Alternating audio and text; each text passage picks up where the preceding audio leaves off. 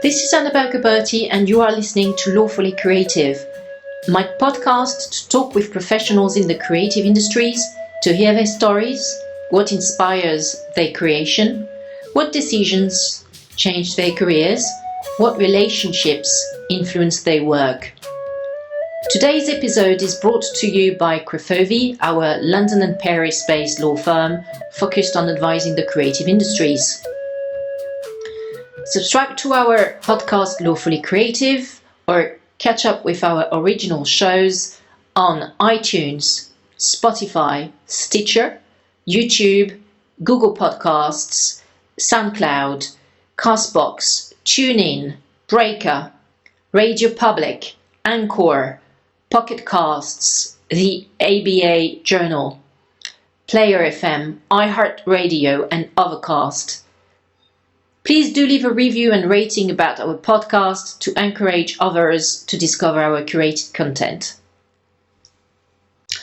On the 26th of November 2018, I drove from Hay-on-Wye, which is a village quite far away from everything in Wales, and I went to the Welsh Lavenders farm, who is owned by Nancy Durham and her husband, in an even more remote place in Wales. And that was just after the Hay Winter Festival, which I had been attending for the whole weekend. I went to Nancy's as I met her during prior sessions of the Hay-on-Wye festival, I think around 2 years ago. Nancy and the team manufacture, distribute and sell some really high quality balms and creams and lip creams and other beauty products, which are mainly made out of lavender, and they are delightful. I use them all the time and everywhere I am in the world. So the quality of these products being so high, and Nancy being such an interesting, uplifting and creative person, I went to her farm as I was saying, in a very remote location. I mean, at least for me, who lives mainly in London and Paris, in Wales. And so we registered this podcast to talk about her trajectory from Canada, where she was born, to the UK, and reinventing herself, so to speak, as a beauty entrepreneur after a successful career as a journalist and broadcaster. So here is my interaction and conversation with Nancy Durham from Welsh Lavender. Hello, welcome to my farm. You're in the middle of Wales, up high on a hill at 1,100 feet. Anyway, I was babbling too much. So No, it's okay. Start. So you were saying we just had a problem with the podcast and so I'm going to backtrack here. Sorry. Don't worry, just start again in some other way, and we'll. So you were telling me that as the founder of Welsh Lavender Limited and the Farmers brand, you came here with your husband Bill in 84, if I remember. Well, my husband bought our farmhouse that we're sitting in 1974. Yes. When it was derelict. It hadn't been lived in for decades. Okay. And there was no stairs going up there. Roof was missing.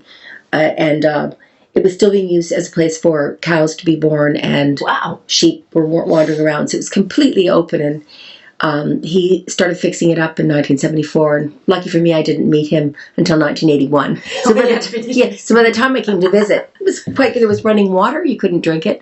There was no electricity. And all the heat came from the fireplace. It was incredibly romantic. There was a lot of candle wax everywhere, because that was the means of light at night. Wow. It's beautiful. Okay. I was instantly seduced by this place. I can understand that. There's a lot of peace and quiet in here. So, so you were saying that you were born in Toronto, but at 2 or 3 years old, you relocated with your family, obviously, close to Lake Ontario, in a small town called Oakville. Yeah. Okay, which was Oakville, sorry, yes, which was quite close to the countryside in itself. Well, it was this very small town on Lake Ontario, very pretty, very wealthy, and our house was right on the edge of town. So we were in a beautiful neighborhood with streets, and we had our bicycles to ride around on, but just behind the houses were fields and fields where we could run and play and sneak away and get up to trouble and adventure and things. So, I mean, it was a very sort of on the edge of it was very sort of country existence. Exactly. But not for long, because everything else since then has been oriented towards cities and towns, except for now here in Wales. Yeah, exactly. So in a way, coming here, it reminded you a bit of your early childhood memories. And no, you know what? I feel that I was misleading. No, this place reminded me of nothing. Really? When I came here to visit for the first time, August 1981, I was just stunned by the beauty, the views. Purity of the color, the green, the patchwork fields. I mean, here we are high on a ridge, looking down the valley and across to another ridge, and in the distance, rolling hills. It's magical. I don't think there is a prettier place in the world. Yeah. Okay, the weather is a problem. There's all kinds of things like that, but I am in love with this this location. I can understand that. Then you told me you went to university, and sorry, that's where you in Canada. I did. Yeah. I studied at. I got 2 degrees, an undergraduate degree and a master's degree from York University, which is on the edge of Toronto. Okay.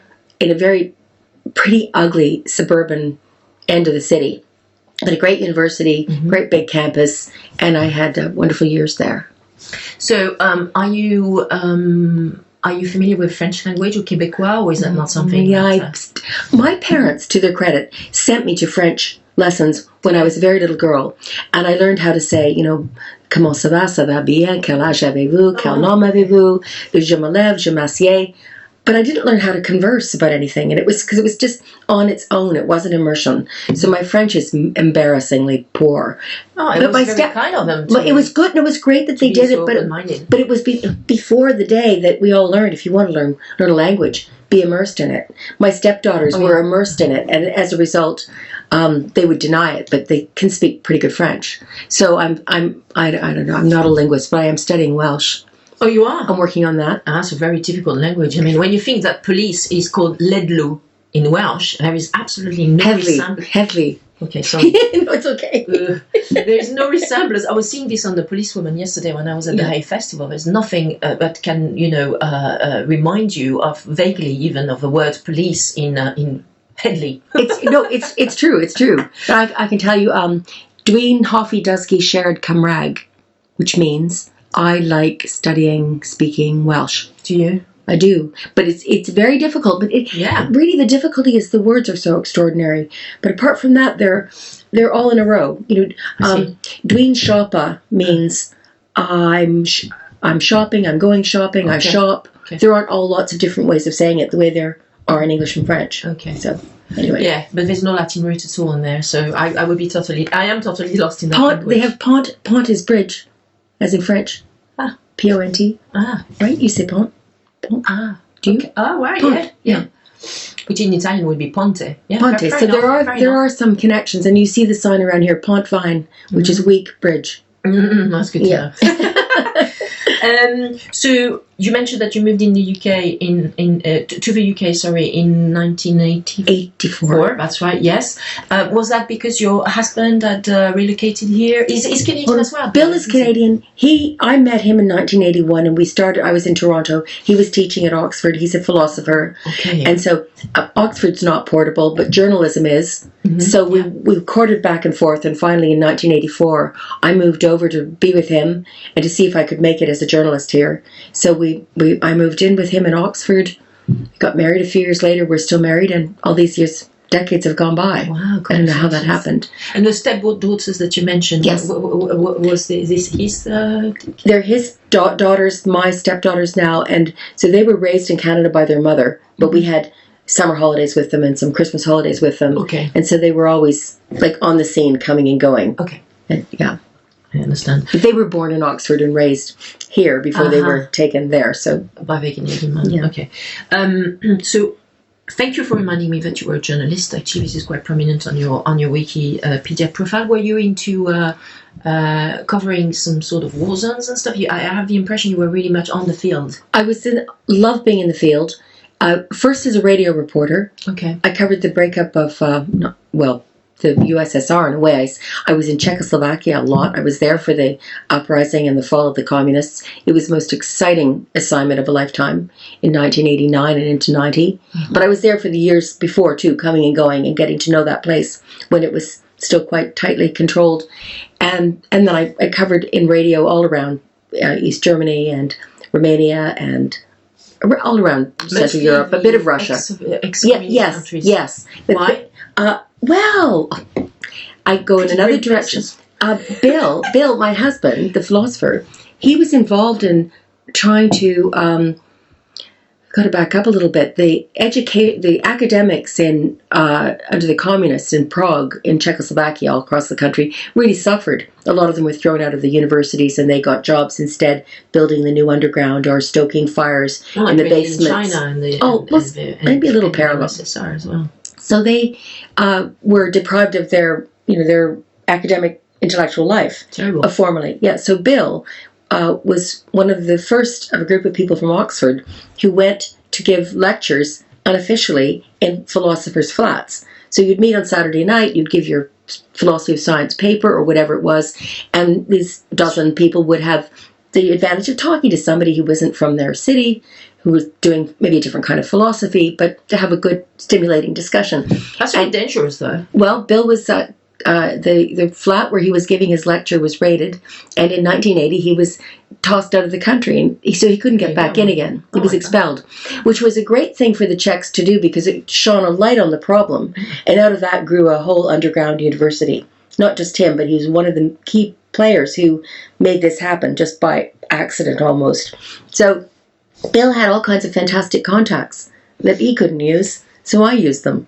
So I started going to Czechoslovakia because it was a place I knew about through him. And that just began a love for working in difficult places. Yeah, for sure. And then to fast forward, I became one of the first video journalists, one-man band, going around covering stories in the world for television by myself with a small camera. Really? Little video camera. First it was a high 8 camera, then it was a digital video camera. And what were you using? I was... Red? Oh, God. Well, it was a Sony something or other number. Okay. I mean, I used several. Okay. But in the end, I mean, they were still quite big, but small. But nothing like these tiny things they have today. And that was my ticket to cover the world. And one of the big story of the 90s was the breakup of Yugoslavia. Okay. So I covered it from almost every corner. Well, that led to the conflict between the Serbs and the Croats, no? The breakup of Yugoslavia. And it was already breaking up. But I was in Serbia, I was in you were very Bosnia, I was in Croatia. Yeah, covering them. The kinds of stories I did were newsy, but what you'd call current affairs. So I wasn't doing like the news of the day, but the longer take afterwards to show what happened to the family of Subasic family, who might be sent from their Serbia to go and live in another part of the Balkans that was being so-called ethnically cleansed. Ooh. So I covered the... Were they famous, the Subacis? Or? No, I just picked a name. She's a great girlfriend of mine. Okay, it was It was a Serb name that came into my head. Okay. So Serbs were sending Croats out of Serbian territory, and Croats were sending Serbs out of Croatian territory. And you just had this great big jumble of people, very cruel, very ugly. Mm-hmm. I traveled in a hay wagon with some women who were expelled from Croatia. They happened to be Serbs. They were being sent to Serbia, where they'd never been. They might have been Serbs, but they didn't see themselves living in Serbia. So they left everything behind, their homes, they had to, their wedding albums, their dog, their pets, their neighbors, and went to go to live someplace else. I traveled with them and witnessed that and kept in touch with them and saw what happened to them next. So it was an extraordinary time for reporting and meeting people and following up with them. It's very... You remind me of this American, I think she was an American journalist who covered the Second World War, and then she got married to this English chap, and they decided to live in the countryside, and there was sadly her name is elapsing me at the moment, but there was an extremely interesting retrospective of her pictures at the War Museum in the south on the south. She was a photographer. Yeah, American. I think she was American born, and you remind me of her a little bit, because then she decided to settle in the countryside. But I don't think she fared very, very well, because I think she had some bouts of depression as well, especially when a child was born. Then the work that she did as a journalist was fantastic. Hopefully, I will later on remember her name, because she was a very famous female photographer. I think that just.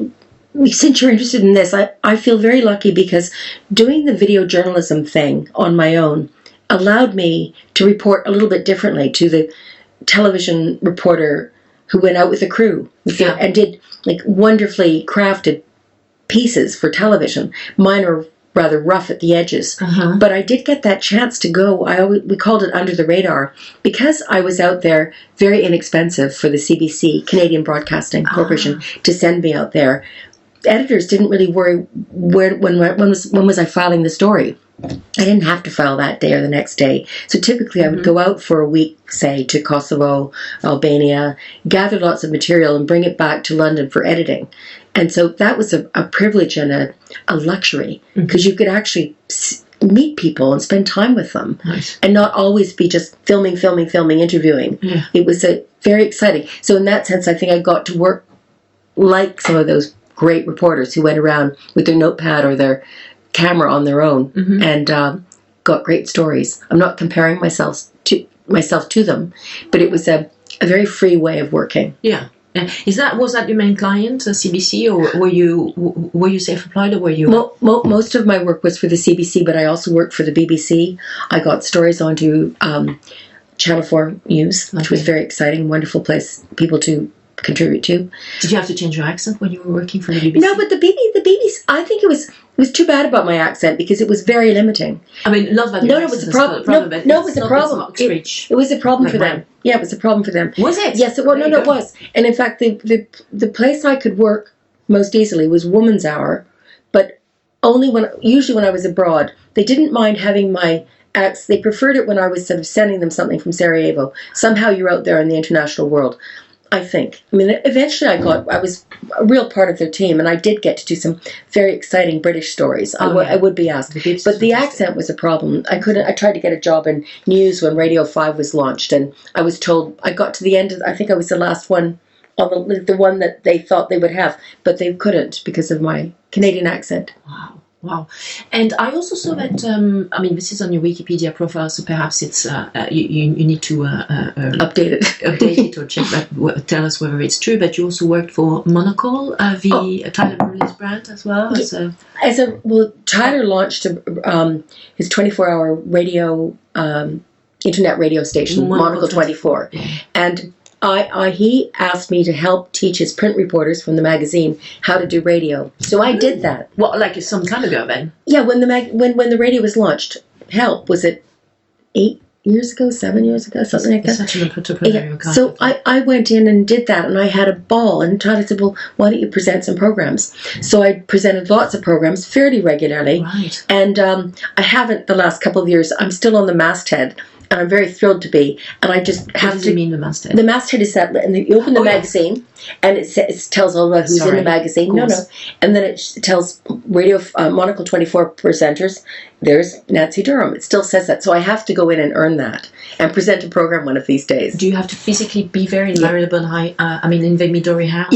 I go there. You have to be there. But physically. I know, but I had this idea, maybe I should have a studio in Wales, and I could just be here. Hello. Absolutely. Yeah, but even for them, but for some other anybody. Yeah, because now it's so cheap, to broadcast. I think that with the technologies we have today, I think that sounds like a great idea. Tyler, did you hear that? And so, is it for your connection with Tyler that because he also has a branding agency, or maybe like a consultancy agency, which does among other things branding? Yeah. Is it through this connection that this project of creating your cosmetics and perfume brand farmers managed by the company Welsh Limited created, burgeoned, or how did you transit really from being a full-time in the field journalist to farmer and entrepreneur? Well, okay. absolutely accidentally. Oh. Initially, nothing to do with Tyler. This is a business story that is an accident and in many ways still is. In 2003, I mentioned to a farmer neighbor that I wanted to plant some lavender. And that was because Bill and I had lived in an Oxford manor house owned by the university, and it had a lavender hedge. I thought, wouldn't that be lovely to replicate here? Wow. So the farmer was really interested in this and asked me a lot of questions about lavender. I couldn't answer them because I was not even a gardener at that point. So I'm so sorry, yes. but was that farmer located in Oxford, or was he from here? Here, right here. We were sitting here, just out this window. And you had started to plant some lavender? No. We're just having a drink. Okay. And I said, I want to, you over a drink. I want to do this. I want to do that. Right. So Baden was the farmer neighbor. He lives a couple of hills that direction. Okay. And he came back a couple of weeks later and said, I bet if you applied to the government through its Glassy program, Glassy is Welsh for to green, they were trying to get farmers to diversify. He said, I bet you'll get a grant, because the story is farmers aren't applying for the money. Is that a Welsh grant or an EU grant? Both. EU, thank you very much, and Wales together, very much. It would not have happened without the EU. And so I thought it was a crazy idea. First, I was a journalist working full-time. I'm not a gardener. I don't know anything about lavender. But who doesn't love a challenge? And it was very different to this daily world I was, reporting in. Yeah. So I did research and discovered that lavender could grow here. There were some very hardy varieties. Yeah. And that, we had the land I applied for and got £1,000, which almost covered the cost of planting a very tiny field, the one I showed you up behind the house. $1 grand? Was that enough? Almost. Okay. So it wasn't like a money-making proposition. Okay. It was just... It was a little help, a little bit of help. Yeah. But without that help, I don't think I wouldn't have done it. I mean, I could have spent £1,000 on planting lavender, but this was really answering the call of the government. What else could grow here? Yes. So I thought, let's show. And it did. And we did nothing with it, except for in the summer, admire it, cut it, hang it to dry. There's a bunch over there. Yeah, I can see. And then we sold it in local markets just for fun. You're never going to make any money selling dried bunches of lavender. Years went by, and someone came and said, look, why don't you do something with this? It's crazy. It was a friend of you. I didn't even know the person wasn't a friend yet. She was a stranger. And she came and she said, look, she put me in touch with her sister, Helen Lowe, in North Wales. And Helen designs body care products. So we experimented with lavender distillation. I'll take you to the still and show you in a minute. And we made a line of body care products based on a very small amount of lavender oil that we produced. And Helen designed these creams for women. And I won't go on and on and on, but these creams were not successful. They were gorgeous, but they were branded. The brand did not really tell what they were. Okay. And I was starting to learn, as people weren't buying them very much, that I've got a problem. In terms of the packaging, the positioning. That's a total problem. We've invested in a still. We're making oil. We're making products, but we're not making sales. I mean, it's scary when you realize you've got this thing you love and no one's buying it. And then I had this aha experience when I was invited to address a local, the Wye Valley Grasslands Association. These are local farmers, like proper sheep farmers who are working dawn till dusk in all conditions. It's a hard work. Lovely life, but in a way, but hard work. Yeah. And I passed around the ladies' creams that we were making just to show what we were doing, because there were some women in the audience. But the men, the farmers, were putting my creams on their face and hands, and afterwards coming up to me and saying, look, now my hands don't smell like silage, which is the smelly stuff they produce here on the farm in winter. Anyway, I was absolutely thrilled, and they were very. So you saw that there was a demand from these farmers who had rough hands and so very dry hands. Yes, and that night, 2012. One night, January, February, I was driving back home, miserable weather, up this single-track road, and I thought... That's surprising. I thought to myself, farmer's hand cream. I wonder if anybody in the world has farmer's hand cream. So you found a niche. Yeah. An unexploited niche in the market. Yeah, but you know what? Actually, this is what I offered to my bed and breakfast lady from Hay-on-Wye, the hand cream. The hand cream. Oh, thank you. That was my first protocol. Oh, thank you. Oh, that's so sweet. You see, She doesn't have a dishwasher, so you get some dry hands because of all the washing of the dishes. Very kind of you.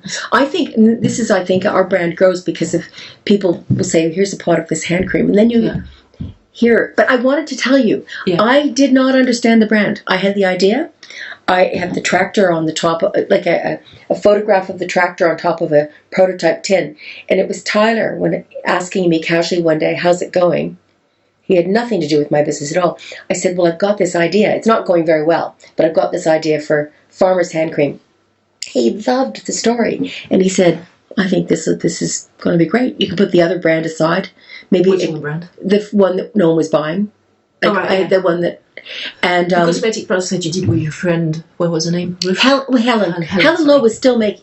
Helen and I are still a team. Yeah. So we just, but now we had farmers, and Tyler. It was Tyler who said, "Look, this is not going to be for farmers. I mean, great if they use it, but this is going to be other people." And I soon learned it was people who really appreciate the countryside, maybe would like to be in the countryside, or come to the countryside, or fantasize that they're country people. Who knows? But that sounds a bit rude. But they're people who like. But it's the font, it's the feel of the tin. Yeah. It is definitely the product. It's gorgeous. The tin, yes, but it's good. It's all those things. Yeah, as well. Yeah. And my creams before were in glass jars with kind of not very attractive. Lids were silver and quite nice looking, but a bit sharp. And and the labels were girly with flowers on them, and it was for women. And farmers is for everybody. I love that. Yeah, there's a sort of. I agree with you with the packaging. There's a sort of utilities side to it with the tin.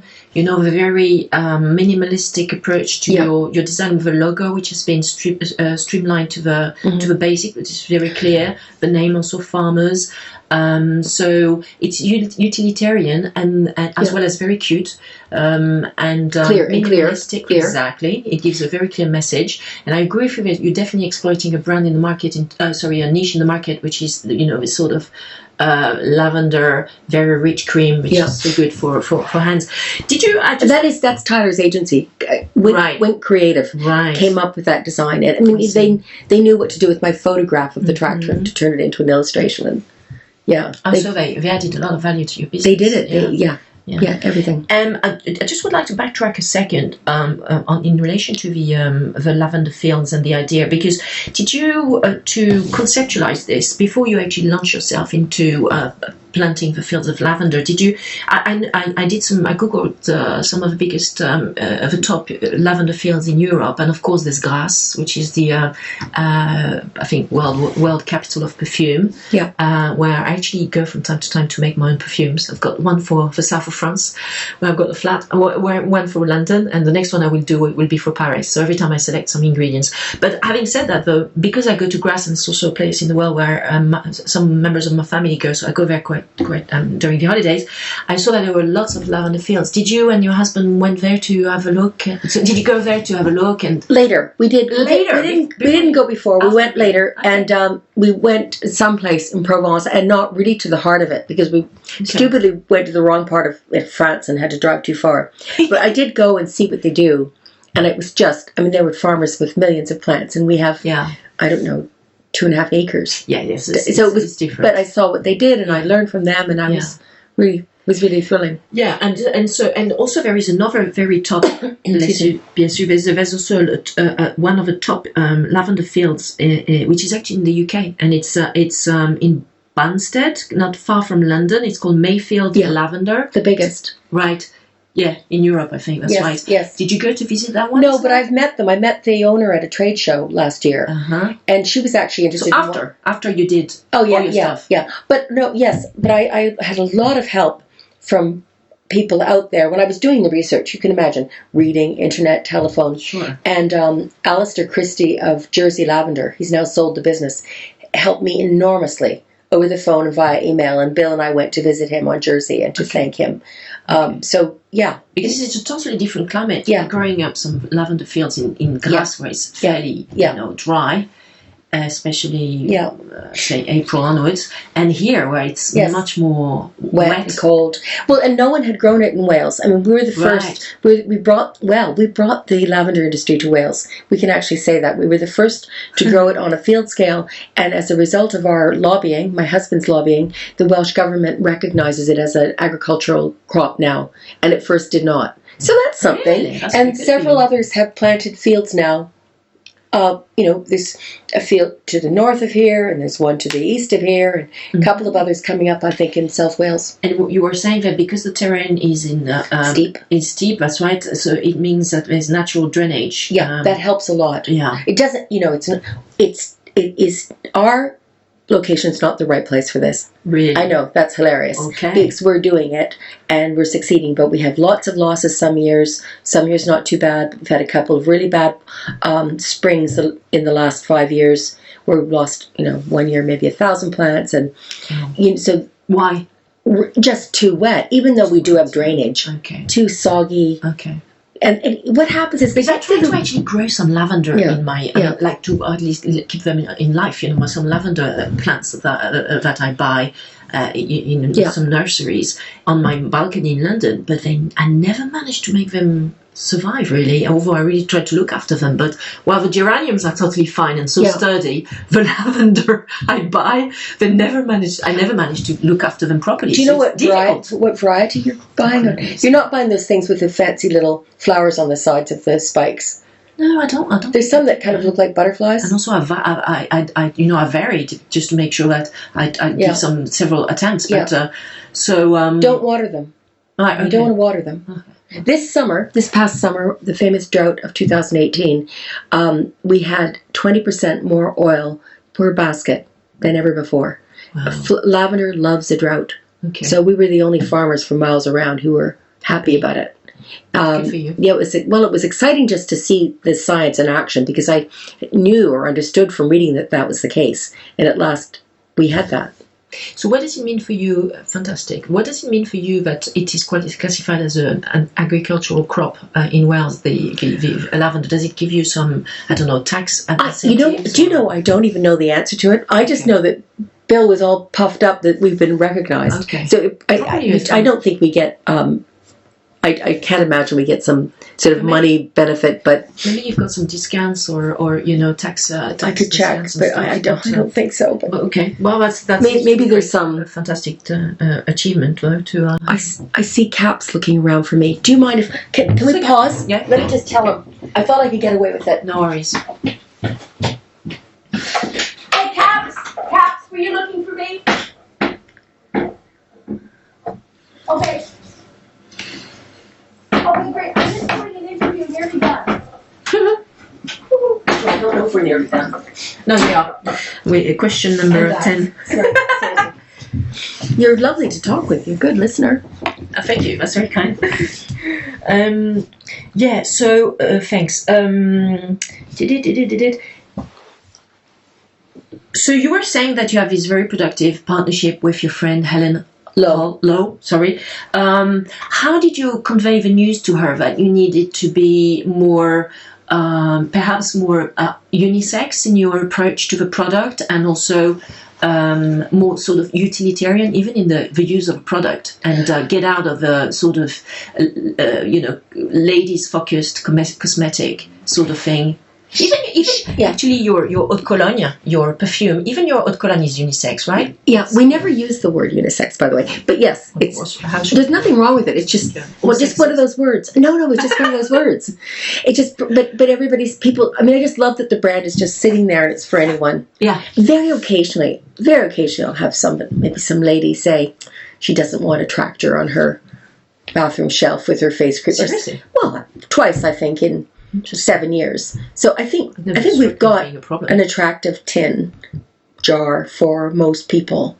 But no, Helen is great. I mean, she just thought the tractor was a great idea. Okay. She was on board. No, and two of the products that we had in the other brand, we've brought right over and just changed the name to Farmers, which you can do. Which are what? The lip balm? The scrub and the lip balm. Okay. Yeah. Scrubs. I've got already such a dry skin. I'm not using scrubs. Scrub's very moisturizing, though. You could try it. Oh, okay. I mean, if you ever need to, because your hands are really rough, dear. Or this morning I used some on my face, and it's not drying. You want to use your face cream afterwards, but it's very moisturizing. Okay. And so the scents with those two products was completely acceptable to men. I gave it to some boyfriends to try and to give me their opinion. You mean male friends? Yeah. Right. Yeah. And actually that was a question. Do you see a difference in terms of who buys what? Do you see, for example, men buying more the hand cream, or I don't see men buying lip balms, right? Yeah, all the time. Tons of lip balm. They buy tons of it. Men? Yes. Like heterosexual men? Yeah. Yeah. Well, I don't usually ask people about their inclination.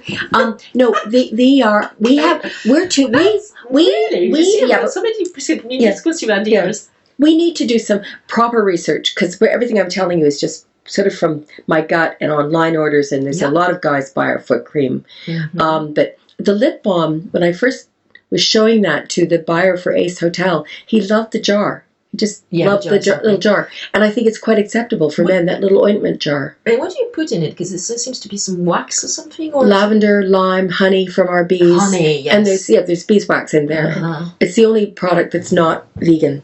Our creams are all vegan. Okay. Just by the way. But I love the lip balm. So men buy that. Okay. Yeah. Plus the foot cream. Okay. Yeah. And face cream. I've got men buying our face cream. The products are for people. They're not overly scented at all. We don't add any scent. Really, it's the natural. Really, like if you smell the scrub, it's lavender, geranium, frankincense, a few other things as well. But the geranium's kind of a fresh smell, right? It's not a very girly. It smells like the earth almost to me. Sure, I added in my perfume, which I call Swinging London, when I made it in this summer in the south of France, in Grasse, as I was saying. Yeah, if you go to the Parfumerie Gallimard, you can actually make your perfumes. I've added a little bit of tomato. Oh, how is that interesting? Wow, I love that. Yeah. Wow. That's because I eat a lot of tomato. Tomato is my favorite thing. Yeah, well, if there was one food, it would be that. Right. And we grow them massively in the summer here. Okay, well, the smell is really, really gorgeous. Gorgeous, and also very different. Yeah. Some people like it, some people don't like it. Earthy and fruity. I know the smell. It's lovely. Yeah. Sometimes in fact, when I'm buying tomatoes, I always smell the bag if it's in winter and there's holes in the bag. Even a bit on a vine. I'd like to make sure there's a nice smell in there before I buy them. It is extremely different from anything else I've been selling, and a lot of people say, "Wow." So, okay. It's a bit of a technical question, but I'll ask it anyway. Was it difficult to get the cosmetics and the perfume in compliance with the EU cosmetic regulation, which came into force in July 2013, in terms of rechanging some stuff on the packaging and naming your person who reports to the EU in case of issues? Easy. I mean, there's an online site you go to to register your product and put a photograph of it and answer all these questions. Okay. And at first it looks completely frightening, but it's absolutely easy and quick. Okay. You just reminded me, I think we might not have put our face cream on there yet. But I did this out from I know, but I learned it's a actually, it's a fair point, because I think the face cream I never saw before, so it probably is a new product, right? It is the newest product. Ah, there you go. But no, that stuff's easy. But there's very good regulations from the EU directives. So every product we have is challenge tested. They take it and they put bad things into it, like salmonella and all kinds of bacteria. And they see if your preservative can ward off those bugs, because they want to make sure that your product, your hand might be dirty, it goes into the pot, and you put the lid back on. But they want to make sure your product won't be affected by that. Right. You can stand up to a bit of abuse. So we pay for those tests, and we also have a test called stability. So you give them your product in 10 tins or whatever the jar is, and then they freeze it, thaw it, heat it, leave it in a window, leave the lid off. They keep it for months, and they come back and tell you your product is stable or not. Right. So we do that. Did you have to make some adjustments to the formulas? We did, when we did our body lotion, we just tweaked it in some small way. Further to receiving the feedback. Yeah, but there was nothing wrong on the challenge, but on the pack, I think maybe we thought it should just have a little, I can't remember whether we had too much essential oil or not enough or something, but it was a minor thing. It wasn't a worry thing, and it was easy just to do it and do it again. And in fact, the pack people who do the testing said we didn't even have to, but we did. Okay. Because we just wanted to make double sure. Absolutely. By the way, based? Who? Sorry. These people? Yeah, who do the testing. Oh, they're here in the UK. Are they? Yeah, we don't have to send them anywhere. Sorry, we use. I was just going to say, by the way, we do have a small line of products without lavender. Just wanted to say that because we have lavender products. Yeah, well, I love my lavender products too. But we have a wonderful relationship with Ace Hotel in Shoreditch, London, and when we were invited to put our products in their rooms in the bathroom minibar. Cool. People buy them. We thought we should have a choice. What if someone says I don't want lavender or whatever? Some guys still think lavender is for ladies. Most guys know now. Okay. So we made a little line of things we call our perky scented line with eucalyptus and lemongrass, bergamot, rosemary, peppermint. What does it mean, perky? Perky, upbeat, uplift, upbeat. Okay, right. Wake me up, have a sniff, wake up. Okay. It heighten the senses. But is it only for the Ace brand? Or no, we sell it too. Our body lotion, our salt soak has no lavender. Did you think it did? The salts, no. Salt soap lotion. Do you need to take care of this guy? Okay, no, it's my husband. He's put his hat on and he's wandering around outside. I'm sorry. It's fun. Salt soak bath. Never mind. Salt soak body lotion, wash, our Oliver wash, and our Awake balm are all lavender free. What do you mean Oliver wash? Oh, all over. Yeah, that thing in the pump. Yeah. What? Our wash. You've seen it in it. Bottle. Yeah, I need to check this one out during the Monocle Christmas fair. You're going to be there? We'll be there next week. Yeah, that's great. Oh, gosh, will you be there? Will you come by? I'll do my best. Yeah. I think I've got a German girlfriend coming to town. It would be nice to take her because it's a bit of an outing. I've tried last year, but she wasn't. She had an agenda. Yeah. So, this is my last question, really. In terms of how do you see the future of a brand evolving? Do you want to grow it overseas? Do you want to strike more partnerships to have more brand recognition? Because it seems to me you've got a very solid product, a very well-defined brand now, and also line of products. So, if you can share those news with us, what would be for you your ideal next steps in terms of the next 2 or 3 years?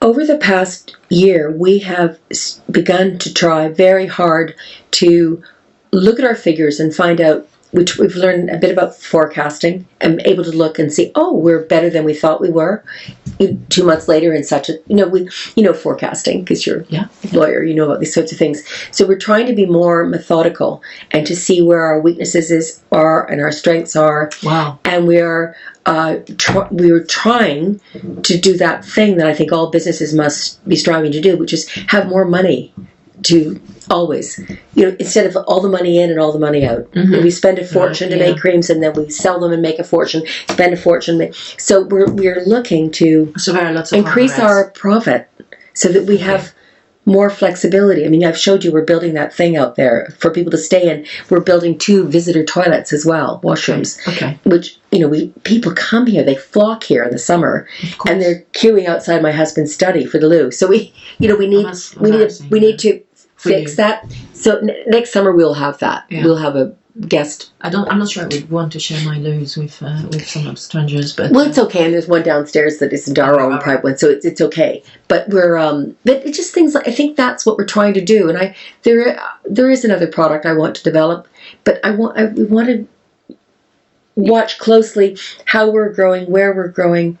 Where is our weakness? Where is our strength? It might make sense to go to some trade shows as well. We did our first last year, and we're going again. Whereabouts? Top Drawer at Olympia. We'll be there in January. Okay, right. And the one in Paris as well. We'd love to go there. All the buyers are coming. Maison Objet.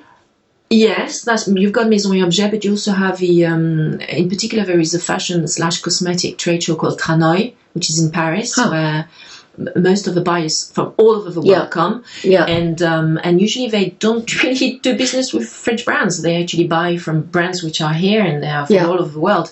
And you've got the big buyers from Galeries Lafayette, from Harvey Nichols, Pret-à-Porter, Net-à-Porter, etc. coming. So Paris is really the center for this, the center for international buying for cosmetics. politics, I think, and also fashion. So Olympia, for example, I've got some contacts or clients who are from the US, from New York, and they will never do a show in Olympia, like Pure or the one you just mentioned.